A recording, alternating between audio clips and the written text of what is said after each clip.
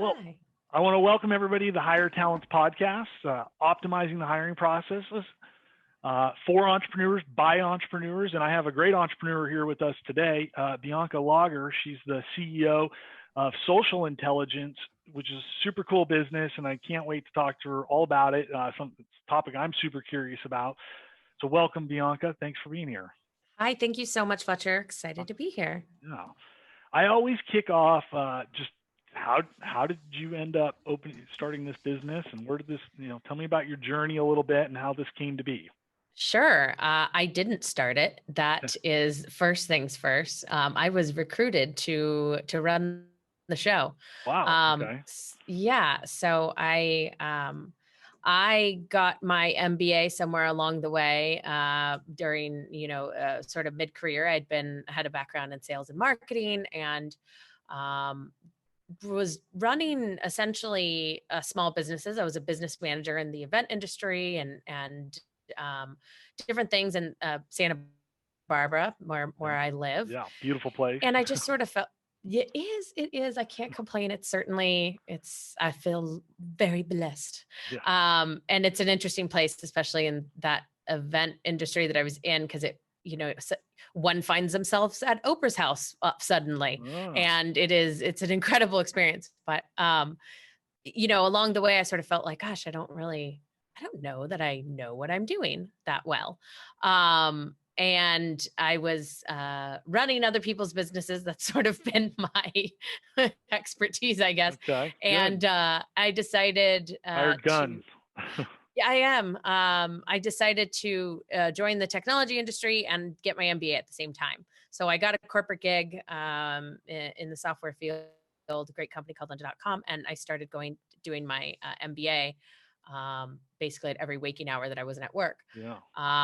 My commute to Santa Barbara, from Santa Barbara to Malibu, to Pepperdine, I always tell people not to feel too sorry for me. Yeah. Although it was actually really hard.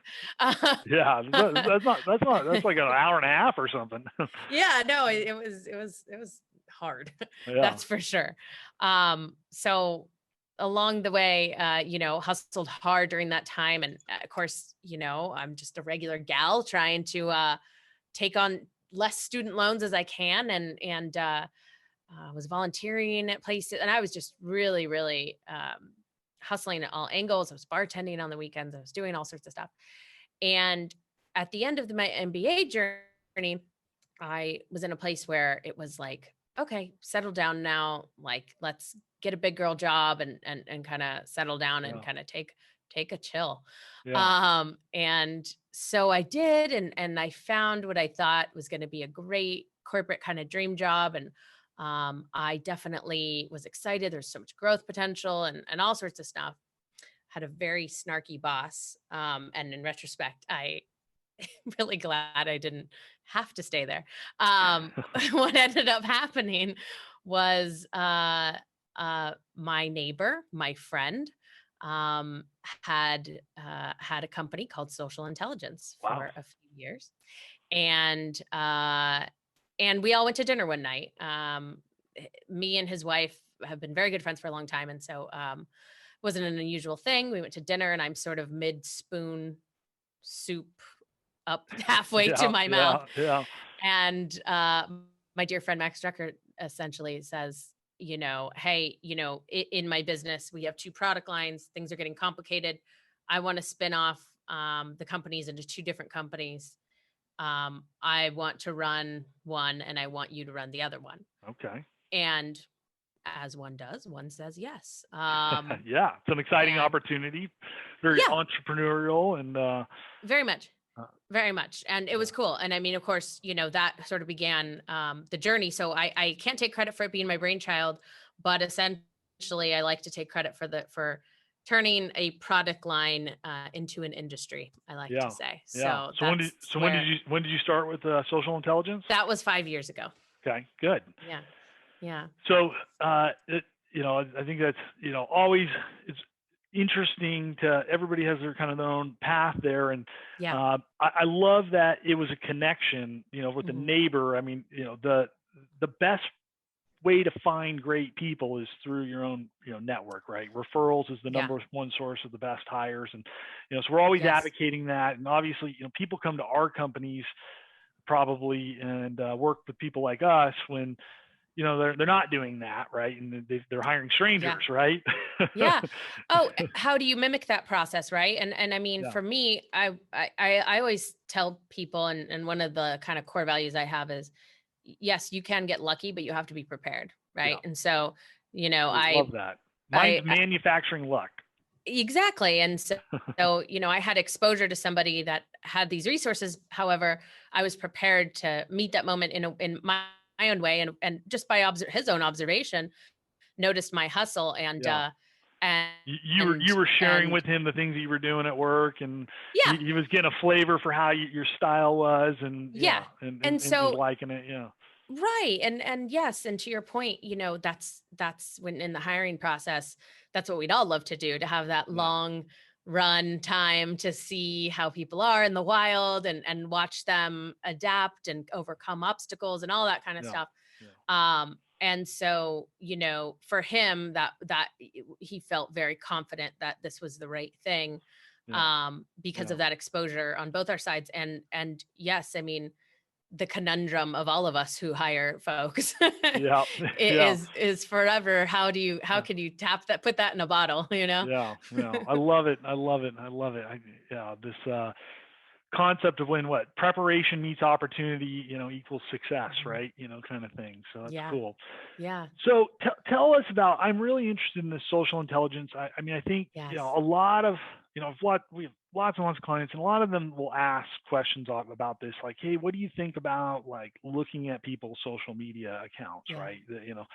And I don't know. I don't even know where to begin to advise them. I mean, it probably, sometimes I feel like there's probably some like, legal repercussions or, compliance issues to like, yeah, of course, like, it doesn't hurt, if you see them, spouting off some crazy stuff or, doing some inappropriate things. It's probably not great, great hire if that's what they're doing in their personal lives. But yeah, help us understand a little better what you guys have done with this concept. Yeah, completely. And so, Max's, our founder's original brainchild was really this idea from the candidate perspective, right? Yeah. And 2010 is when the company first formed. Okay. And so you think about 11 years ago. Yeah, where were we? Was it Facebook yet? Right. Like, did we even care about these things yet? Yeah. And I mean, what an evolution, right? And what a complete change of how it's been. And so you can imagine certainly then this idea of, well, hey, you know what? It's really not fair that your boss is just pulling up your Facebook. Oh. It's like essentially Max found himself doing that and his team doing that and kind of saying, well, wait a minute, like that's kind of not right, and the biases that are created. Yep. And then of course, Facebook is still in its young stage, and as far as our society and what it really all meant, and kind of even the information on there was all over the place. It was a lot, and it was cumbersome. Still is, obviously, to really weed through what you're wading through. Yeah. And truly at the end of the day, unethical, frankly. So when you start talking about bias, right? I mean, it's like the most biased thing that you could do is probably look at somebody's social media account, and there's so much talk in this day and age about how do we become less biased. I mean, there's companies out there doing like blind resumes, and just talking to somebody yesterday who they have a company who they don't even accept a resume. They just give the candidate like 5 questions, and then based on how they answer it, then they have a objective scoring system, and then based on that, then they invite people to the next level. It's like, so that company's gone to like extreme lengths to eliminate bias in all ways. I mean, I don't even know if we've come up with a foolproof solution to that. I mean, something like that is right. I mean, it's a constant work in progress, I think, for many organizations, and certainly it's difficult, and some biases are potentially positive things. And so that's a whole conversation, right? Yeah. In Yeah. terms Yeah. Yeah. of how bias works, and that there's a psychology to it for sure. I think for social intelligence, it was also about efficiency, right? Yeah. It's like, well, are you going to have these constant like introspective conversations as a company, and trying to really figure this out, and study this? If you have the resources and those are your values, then great, but not every company is going to be aligned that way. And so it was really about, okay, what is sort of universally true? Okay. What at the end of the day, what are companies worried about when they're looking online for stuff? Yeah. What Yeah. are some core things that are Yeah. generally universally So true? what are those things that most companies are like concerned about, and why they Yeah. turn to social media? Essentially, it's what our core product focuses on, which are behaviors. We talk about them a lot, behavior categories, Okay. which is intolerance. It's a Okay. big bucket of information that includes racism, it includes sexism, Yeah. includes essentially derogatory information against Yeah. somebody in a protected class because of their protected class status. Yeah. It's complicated, but we'll set Yeah. that aside. Yeah. Yeah. Next. We won't go down that road, but I could see all the complications associated with trying to assess that based on social posts, right? Right. And that's Yeah. sort of why you want somebody who has expertise in defining those behaviors, and specifically that type of content online, Yeah. rather than try to take that on in your own organization. Yeah. Right. It's, Yeah. it's a lot of work. Violence. Okay. Obvious. Yeah.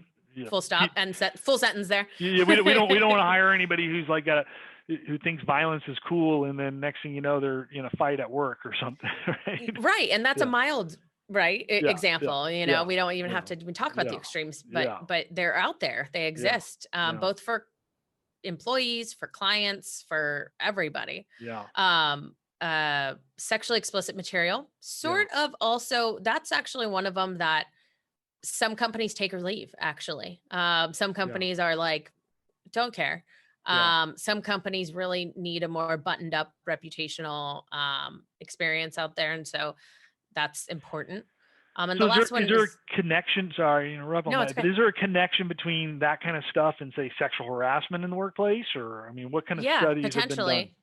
Yeah, I mean, and that's another sort of rabbit hole, but certainly that is the concern for our clients, is to say, hey, for a variety of reasons, whether it's reputational, we just don't want to be exposed to that. What falls under this bucket a lot of times for us is porn. Yeah. Either Yeah. the consumption of Yeah. and broadcasting of that Yeah. consumption, Yeah. or the People actual, actually do that. oh yeah, yeah, I mean, on their Amazon wish list, Oh, wow. and That's public. That's explicitly public information. So whatever I put on public information. my Amazon wish list, other people can see that. Yeah, Oh. potentially. If, I mean, again, this is an area where you don't think about it. You think of Facebook, you Yeah. think of Twitter, but Yeah. you don't think about like, how public is my Amazon wish list? Like, you really need to kind of take a look and make sure things are okay, because some stuff is fairly, not just risque. It's crossing the line Yeah. and boundaries Yeah. into things that, if my coworker saw this, it's like, whoa, buddy, Yeah. Yeah. And so there's that. And then, of course, the production of, right. And so if there's potential candidates or employees that are actually posting their own Yeah. Yeah. sexually explicit, and we get really pretty specific in terms of sexual acts, Yeah. is really what we're Yeah. talking about there. Yeah. Yeah. But you can see also too how like the different values of a company that might be different depending on what industry you're in, depending on what the norms are, the cultural Yeah. norms. Like it can very much depend. And so we do, obviously work with our clients to make sure it Yeah. reflects what their values are. What about like the and the people last- that are partying at nightclubs and those Lake Havasu, these kind of So that Yeah. blends into the last category a little bit, which Yeah. is potentially illegal behavior. Now that's where you draw the line, right? Yeah. Because nobody cares about your red Solo cup. Nobody cares about how many glasses of Yeah. wine you had last Friday night. But to that basic point that Max, this brainchild of social media screening back in 2009, the idea is, but maybe that bias people will think that, oh, this guy parties too much. I had a Yeah. recruiter tell me once at a conference, I just look at somebody's Instagram, and if they post too many selfies or too many pictures of food, I don't move them on in the process. Food. And I'm What's wrong with like, a foodie? hey, yeah. Yeah, I like foodies. It's just such a prime example of like, what are you talking about? Like, how does Yeah, that make them qualified or not qualified? Like, what, yeah, yeah, what, yeah, yeah, yeah. But I guess Um, if they and start so, talking about using explicit drugs and things like that, then yes, that's when you're starting to get, right, that's really specific inappropriate, behaviors, right? theft, Yeah. I'm stealing, it's a lot of drugs and it's a lot of theft. Oh, so And people those kinds of bragging things, about like shoplifting and bragging, things like that. Yeah. Oh, that's look how at it this works. purse I It's lifted or something or what? right. Yeah. And so it's different than like a criminal background screen, and we can talk about the legal stuff too, but these reports are consumer reports, just like criminal background screens. So you have to go through a series of regulatory procedures, just like a criminal background check, if you need to obtain one of these. Yeah. And so there's a differentiation there because we're not reporting on criminal history. This is bragging stuff that's like, and I always give this example. If somebody is saying, I love to drink and drive, look at me, and Yeah. there's my picture of me Like drunk with my and roadie or whatever. right, Right. yeah. Yeah. That's something we're flagging. But what people tend not to, the way they speak on social media, people tend not to speak of it in the way that's like, I was arrested last night, here's Yeah. my mea culpa, like I take responsibility, like arrest records and stuff, those are for criminal Yeah. reports. Yeah. But this is a bragging situation. Yeah. So the people, they have to give you consent then to do these Mhm. searches. So candidate comes into the hiring process, just like you might get to the background check phase, then the candidate's giving that explicit consent. Yeah. Same So thing. do people like drop out of the process, and when you ask them like, okay, hey, we'd like to do a social media background check on you, you find No, yeah, I mean, no, no. And they don't even I, remember what they put up there.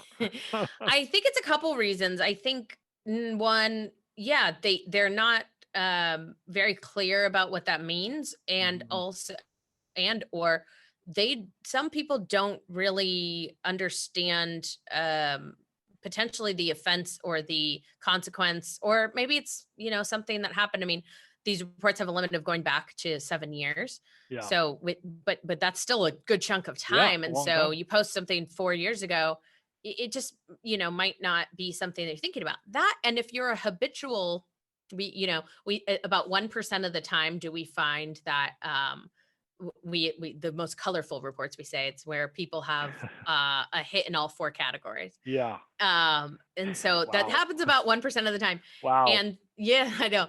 And so you're like a habitual, like you obviously, like, this is your jam, Yeah. and Yeah.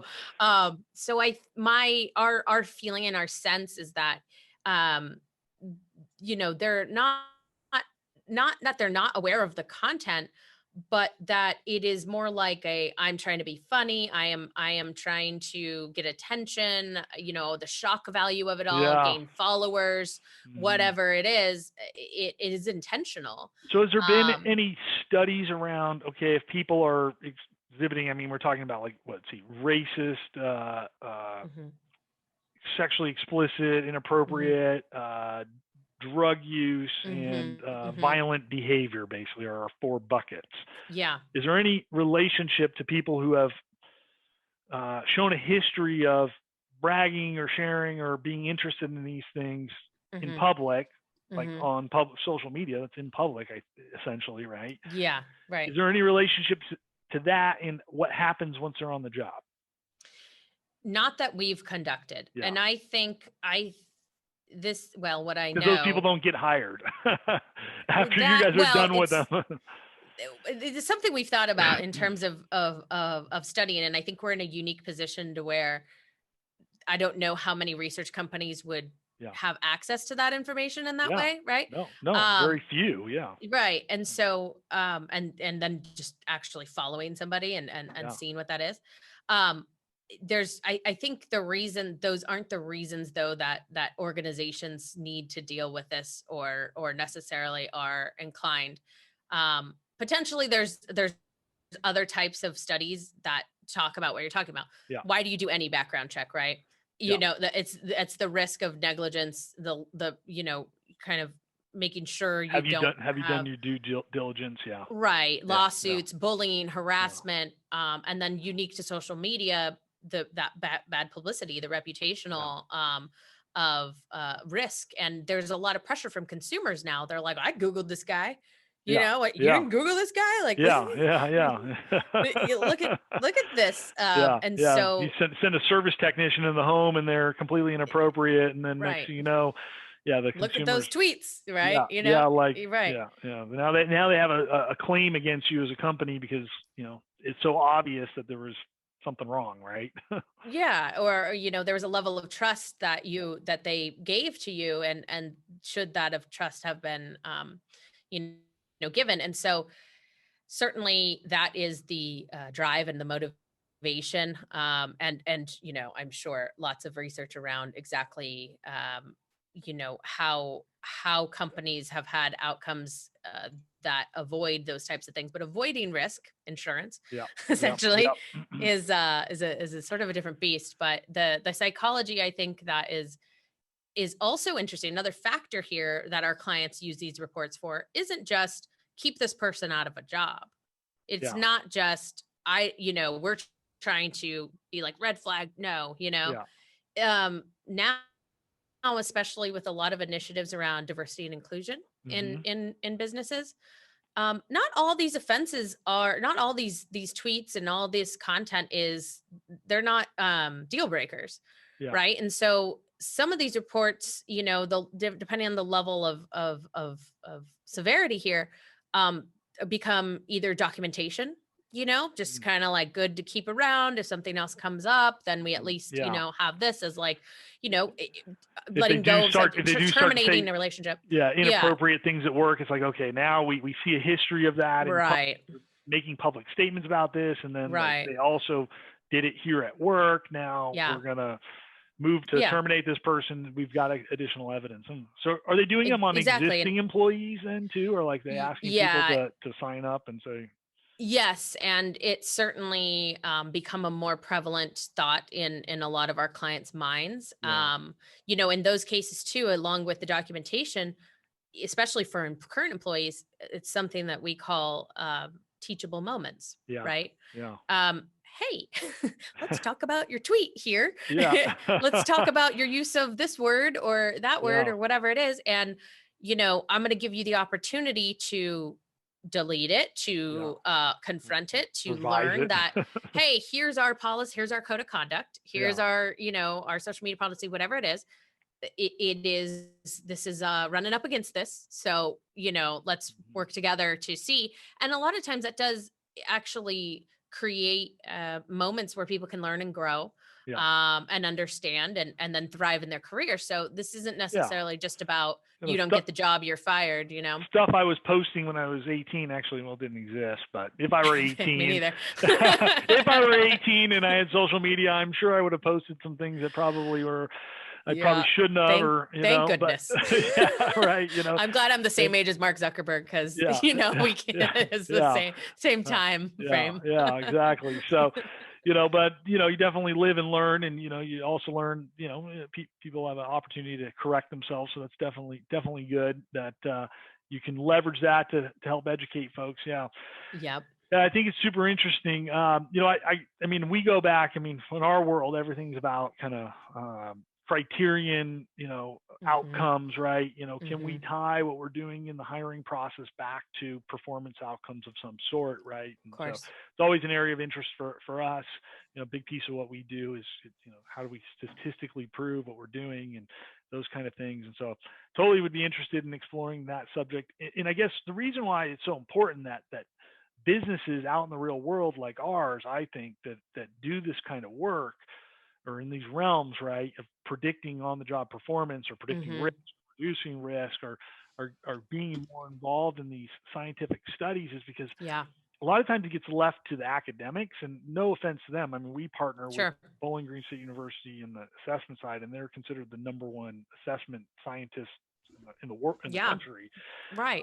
And they're great, but and we have frank conversations with them too. They have challenges of getting the real world data too, right? They Mm-hmm. wish they could get it more easily, and it's very, very difficult to get. So I'm always interested in where do we get it and how do we get it. And Yeah, I think there's a lot to be said also for broader categories that apply here in terms of like how do diversity and inclusion yeah, initiatives help improve performance on your yeah, team, yeah,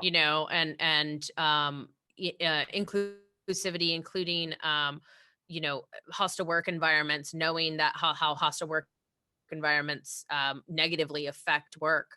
Um, we certainly cite a lot of stats throughout our website and our blog on research surrounding how people feel at work in those types of environments, yeah, the turnover that occurs because of it,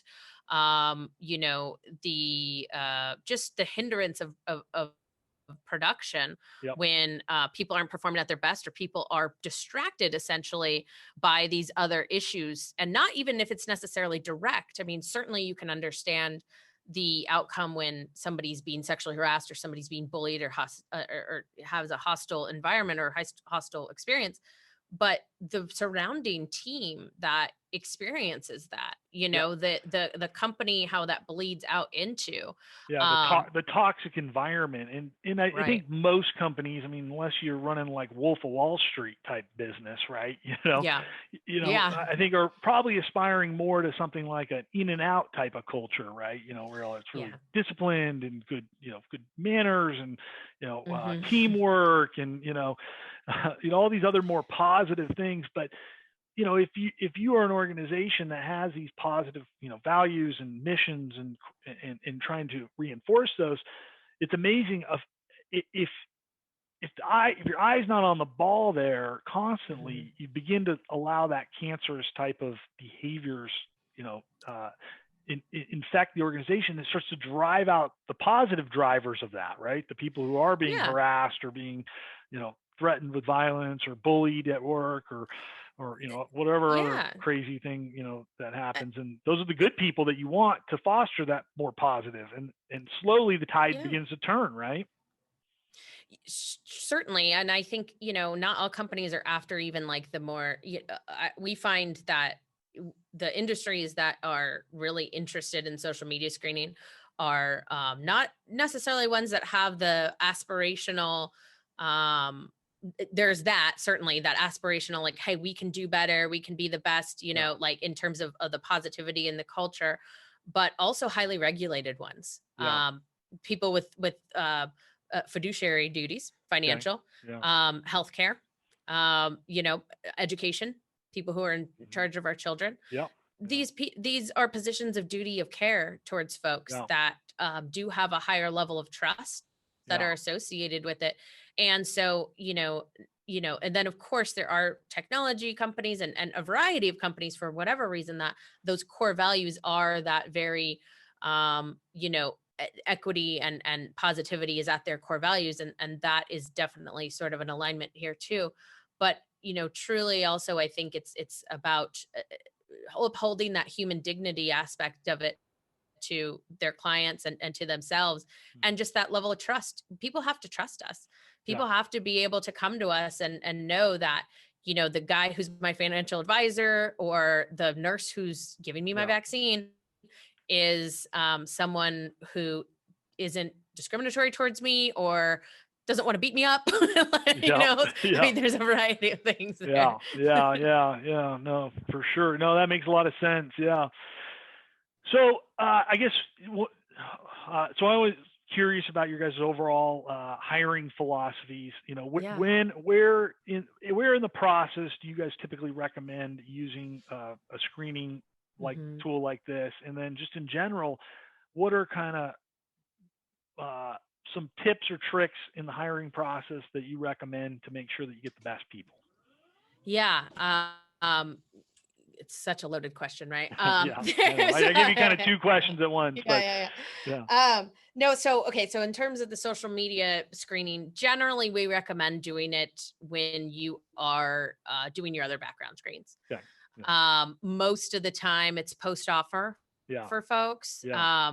So, you know, we are very, very big on operational efficiency and automation of workflow. Because the entire point of you know, outsourcing your social media screening efforts is so that you don't have to do a ton of work, Yeah. right? You're not adding another new headcount or having to do a whole process flow Well, just surrounding this, you know? and whether you have to figure out how to interpret the information that you're getting, right? And so that's the beauty of what you Right. guys do, is you create some structure around how to interpret that, right? Yeah, we help give some guidance there. And there is certainly a level of review, just like a criminal background check. You have Yeah. to decide if that DUI is meaningful to your Yeah. organization. And Yeah. generally, companies have their own criteria for Yeah. those kinds of things. Yeah. And If you're going to drive a right. company vehicle, yes. If you don't ever, maybe not such a big Yeah. deal. Yeah, we actually have a great training program we offer to new clients that it's kind of fun. I think it's fun because most people haven't had exposure to social media screening reports. So we walk them through a series of assessments that they could apply in their own organization. And we give them a lot of information. We're like, hey, you know, you can use only a part of this, you can use one, but basically test out these ways of looking at these reports and making it very concrete, right? Back to like your example of that very structured idea of how to get through information and how to unbias your information. It's the same concept of, hey, let's create a really solid structure. A structure for interpreting Yeah. what you've learned here. Yeah. Okay. Right. Yeah, exactly. And then people actually get to, you know, practice live, and then you benchmark against, like, you know, because also it's like, are we on the same page? Yeah. Do me and Fletcher actually we agree? agree. You know?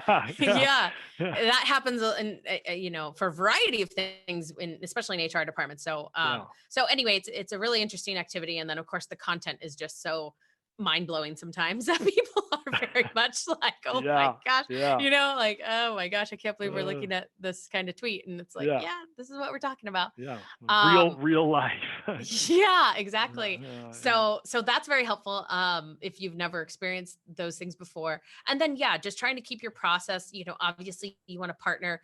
A lot of background screening providers now partner with my company or with some of my competitors, so that that it's just a one-click thing. Wherever you're getting your criminal report, you're getting your other things, and it's all in the same flow. You know, it's all in the same API. It's all like going to the same place and all that good stuff. So then it's a matter of, what do you do with the results? And that's how, you know, we support our clients in that way. And then from there, you know, the goal is to really not have it create a lot of extra, you know, internal conversations, or, we always say, like, we don't want you to have to do a lot of introspective, you know, definitions of who you are and what you say. We say, hey, this is what other people do. Does this work for your organization? You know, here's some training to help support it, and let's implement this. And it's actually a lot more concrete and adaptable and adoptable than it seems from the beginning of the conversation. Good. So aside from social intelligence, what's maybe one thing that you recommend people do in the hiring process that will improve their outcomes? From my own perspective, my goodness. No, I well, you know, outside of social media screening, you know, I think about this a lot. I've been thinking about this a lot lately. We just have a new hire here. Super excited, going really well. We're all really excited. And it was a referral, right? Someone that had worked here before said, hey, this person's great, you know, here you go. I actually knew her old boss, so I could call him up, be like, Sean, is this true? You know? And again, it's that check that reference. Right. And so reference checking, I think, is definitely something that is super important. But, you know, a lot of companies are out there trying to push an AI solution on it. And it is you certainly need to add technology there, right? Like there are ways that that you can definitely automate this. But I think there's also really cool companies, and I'm going to find this company's name because I cross-check. Thank you. Okay. My friend Mike Fitzsimmons, who's the CEO of CrossCheck, they have created a really amazing solution that includes a human element to that reference checking concept. And they help automate it so that it's less cumbersome, and it's like, where's this person's phone number? Who is it? Submitting the information to how people are responding to the reference questions, the questions you ask them. It's a really, really, really well thought out platform. The user experience is really good. I'm just a really big fan, and also of Mike in general. He has a really great vision for the company. That's great. So, reference checks is a big one. I love that, and I think I'm glad you brought that up. I mean, I think it's so often overlooked. I mean, in this day and age, people think, oh, well, you can't get them because so many people have company policies against it, so we actually did a massive study around reference checks. Oh, really? That's being published at SIOP, the Society of Industrial Occupational Psychologists, here in the spring. So we're doing a poster there, and we'll be presenting on it. But looking at like hundreds of reference checks, and through automated reference checking tool that we offer there, and interesting. It was pretty interesting. One of the things we found is it actually created less bias against women, which was doing the reference checks. Doing reference checks. We found that the previous supervisors would provide more positive feedback about women than they would men, which was contrary to all previous research, where previous research always showed that there's always some unconscious bias against women in the hiring process. In other words, or in employee evaluation. So the types of language that people would use to evaluate women would be more negatively toned than when evaluating men, which, it's kind of this subtle thing, right? Like, there's our societal, unconscious bias that, when women are assertive in the workplace, maybe they get marked down for that, as opposed to when men are assertive, they get marked up for that behavior. She's bossy, which is a negative thing. He's assertive and takes control. Yeah, exactly. That's a positive thing. Like, what's So it was interesting, though. Story of my life, Fletcher. Story of my life. Well, you're the CEO, so you're the CEO, right? So you should be assertive. That's how you get things done. Now, obviously, with appropriately assertive, right? And we all have to be that way. And I'll tell you, as a man, I mean, I'm more often more inappropriately assertive than I should be, right? I've made plenty of mistakes as a young leader, and probably even to this day, right? Just being too rough on people, right? That's how we learn. It's how we learn. Yeah, there's a balance there, right, on how you use your assertiveness. But it was really, really interesting to see that that the previous supervisors of female applicants were giving, in general, a slightly more positive feedback than their male counterparts. And then overall, was really interesting, is that previous supervisors were giving the most constructive critical feedback, not critical in a bad way, but more constructive critical feedback than non-supervisorial type raters or references. So interesting. Thought that was a pretty interesting deal. You're presenting that information soon? SIOP. SIOP. Yeah. Oh, great. All right. I'll tune in. I mean, that stuff's really fascinating to me. And also, I think it just feeds into, my own efforts in terms of, I'm a big advocate for women empowerment in their careers and negotiating salaries and just career advancement in general. I'm a mom, and it's like, that's a whole other element to it that makes things difficult. But beyond that, we're always interested in keeping up with other great ways. Obviously, people can improve their hiring process. And at the end of the day, all of us in the game are here to try and make sure that organizations do have access and are able to attract and attain, the best talent.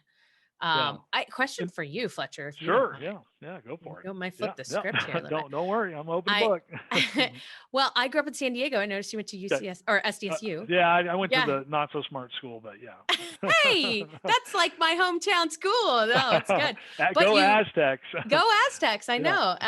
No, we went to many Aztec games growing up. Tony Gwynn, Marshall Falk. Yeah, absolutely. Oh gosh. Yeah, completely. Tony Gwynn Stadium there now. Yeah.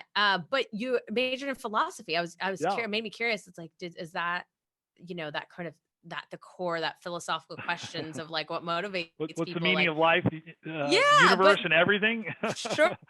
I mean, does it still drive a lot of your uh, interest in this data and yeah. finding evidence and things like that? I was curious about it. Yeah, well, I wanted to be a lawyer, and so So did yeah, I but once upon a time. yeah, and then I got through 4 years of school, and I actually finished my philosophy degree in 2.5 years. And I was telling the story to a young entrepreneur I'm mentoring who just won a GSA contest, like a little mini Shark Tank thing. So Oh, we cool. went out to dinner to celebrate, and he's going on to the next level. But I was telling him this story, and I finished it in 2.5 years, and so then you need a certain number of credits in order to actually graduate, right? So you have to Yeah. like find some other classes to take. Yeah. So then I got to find a minor in finance, and it was like well balanced. But no, the philosophy side. I mean, Very.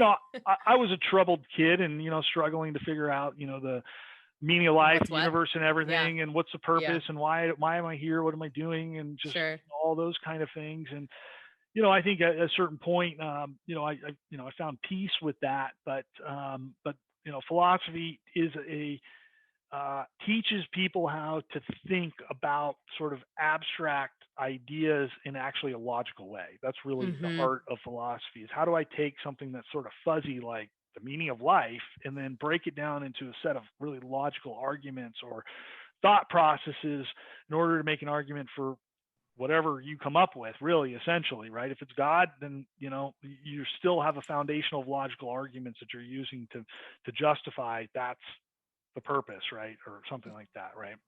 Hate to be, just one-sided and selfish here, but it is actually a lot of what social intelligence does. Yeah. It's the same concept. It's such a great definition. It's like Yeah. taking those abstract thoughts and then putting them into a logical series that Yeah. You that has consistently practical outcomes. talk about like getting in fights and threatening violence on people or doing this, Well, right? That starts yeah. adding up, and it's like, well, it's logical to see that this person probably has some anger Yeah. issues.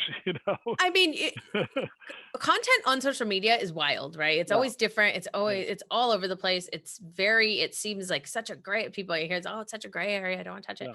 Yeah. And it's like, well, there's actually ways to break it down and to make it extremely actionable and all that. And I mean, I'm always interested in people that have that purview of life to kind of dissect humans or human thoughts and then kind of understand how that behavior leads to practical outcomes. Yeah, and I think that's exactly a good way to summarize what philosophy is all about, right? And Yeah. we're dealing with people in the hiring business. It's not easy. We're trying to systemize and also continue to humanize it. And we were talking about reference checks, which I'm a huge fan. I mean, like I'm just shocked at how many people don't do them, and they don't do them correctly when they do them. And as much as we've created an automated tool for that, I still tell my clients, like, the best reference check you're ever going to do is when you speak to that previous supervisor. Yeah. If I'm the hiring manager, I'm the one that should be talking to the other person's previous supervisor, because they're the chief consumers of that person's previous work product, right? Yeah. That person was good or bad dealing with customers, the boss heard about it. If they hit or didn't meet performance goals, the boss knew about it. If they were, a problem generator or a good team player, the boss is the one assessing them on these things, right? So, they're really the most objective. And again, that's why I brought up the research project, showed that they are the most objective, person to get this feedback from. And so I think all the evidence continues to point at that the importance of reference checks in that process. So I'm a huge advocate for making sure people are aware of that and take that really extra step. I mean, it takes 5 minutes, it's good to know, though. I mean, I've done my share of hiring clearly, and there's, you never really know what all the things are, and the power of all that, is really important, and it's just something that's been top of mind for me. So it's good to know somebody that studied it is actually like, do that, Yeah. Well, and I think here's another good point. So you were hired essentially through a referral, through a relationship, right? Right. And I think you just mentioned you just made a hire through a referral. Well, what's a referral? Right. It's a reference check. It's a reference check. It's a form of reference check, right?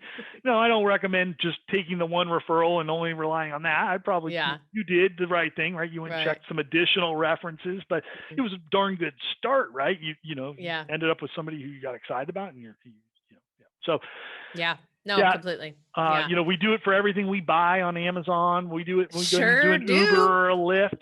That star rating is a reference check, right? So Right. I know it's everyone's afraid of like that Black Mirror episode, to where it gets a little too far, little stars floating above our head. But, yeah, truly we're complex creatures. And so, yeah, the same way the social media data, like it flows into that that whole realm. equation, Yeah, that rounding out the ideas here of what's going on in this person's life and yeah, what their attitude is, yeah, and what their motivations are. yeah. So Well, yeah. I love it. Well, it's been Yeah. really, really great to have you on. This was a really fascinating Thank you. conversation and concept.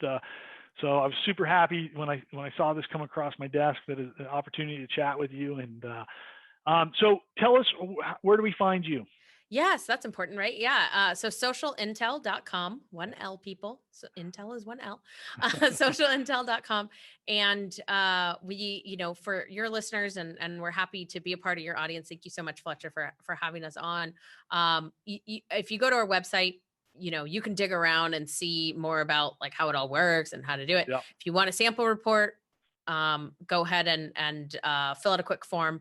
And if you let us know that, hey, I heard you on with Fletcher, just drop us a note and let us know, and we'll set you up with our wholesale pricing, which is Nice. something we only give to our consumer reporting agency partners. But if you're just, a direct organization that, a referral, then we'll hook you up with the good stuff for life, Nice. not just a free trial situation. Yeah, and everything will be on the landing page here for this podcast as well, a transcript, as well as links to check out Bianca, as well as social intelligence and contact information. So, Awesome. and we'll obviously be sharing this all through social media and everything.